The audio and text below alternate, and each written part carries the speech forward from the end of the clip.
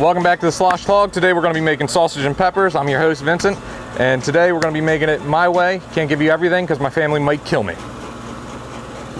Alright, so to start off, what we're going to do is cut our sausage. I like to cut them in about size for a double bite, and you just want to go ahead, nip them down, cut them this way. Some people leave them shorter, some people leave them longer. It's whatever you're more comfortable with. I just find it's a lot easier to cook when they're about this size and a lot more easier to serve. Next up, you're just going to take an onion. All I did was cut it in half and peel it. And I like to keep them in about bite-sized pieces. This onion is pretty tiny, so I don't have to cut it in half. If it was a larger onion, I would cut it in half. Just something that you can bite down on real quick.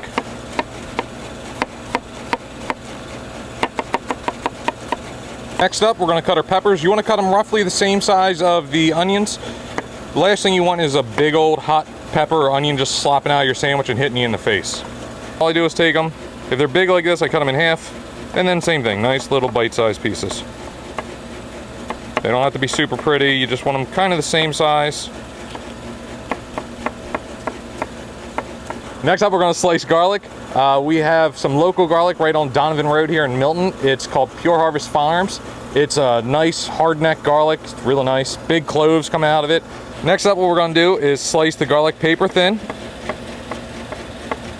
You just want thin little slices. You can crush it and chop it if you want. I like to have whole pieces of garlic in mine. Next up, what we're going to do is start browning off our sausages. I got a big cast iron pan here, a little extra virgin olive oil. And I'm just going to start throwing sausages in around.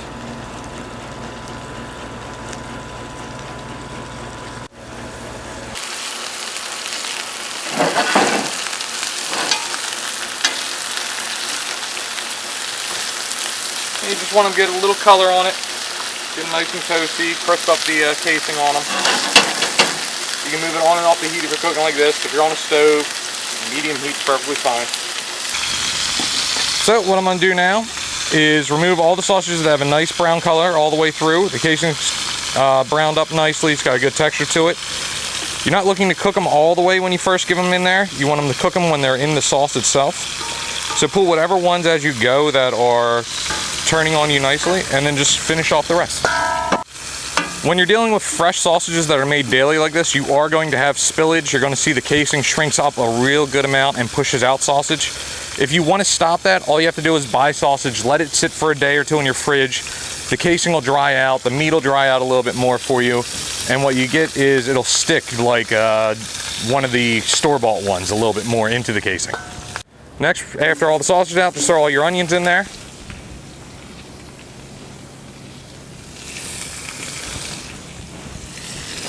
Get them moved around. They're going to help pick up any of the fond that's on the bottom of the pan.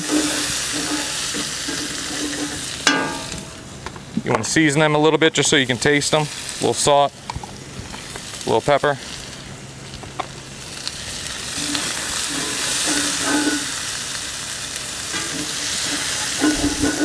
You can see all the crispy sausage bits that were on the bottom. They came up with them.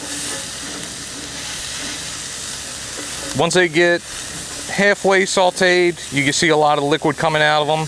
Then you're going to throw your garlic and your peppers in.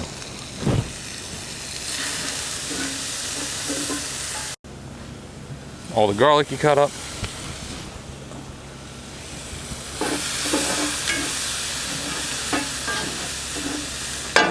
Same thing, a little seasoning, a little salt, a little pepper. Once they get about halfway there, you'll see the green start dying out on them a little bit. The garlic starts getting a little bit see-through. I like to add a can of crushed tomatoes, or two.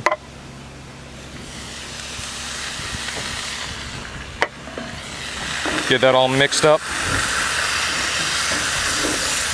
A little salt. Some green stuff. A lot of green stuff. I like to add garlic powder as well, or granulated garlic. It adds a different type of sweetness. You don't get to see that.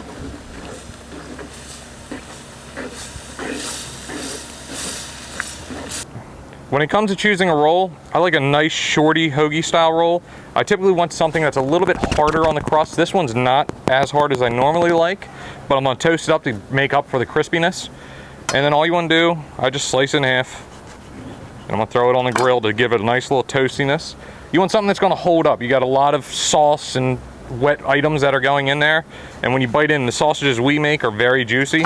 So you just need something that's going to hold up to all the juice. So we're going to build the sandwich now. Throw a couple sausages on there. You can get 2-3 pieces on there. Grab yourself some of the onions and peppers. Get a good amount of that sauce.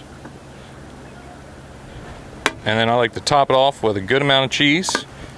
Don't buy that green container crap. Get yourself some actual cheese and grate the crap out of it. Thank you for joining us again. This is Sausage and Peppers made my way. All the sausages are made in-house every day at both Hickman's Meat Market and the Butcher Block. Like, share, show the page off. Don't. It's up to you. I don't care. Just come over and eat. Just eat. Pick whichever one you like. Give this a nice messy sandwich. Yeah. How did that attack this?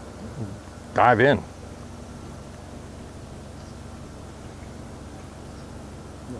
Mm-hmm. And there you go. Yeah.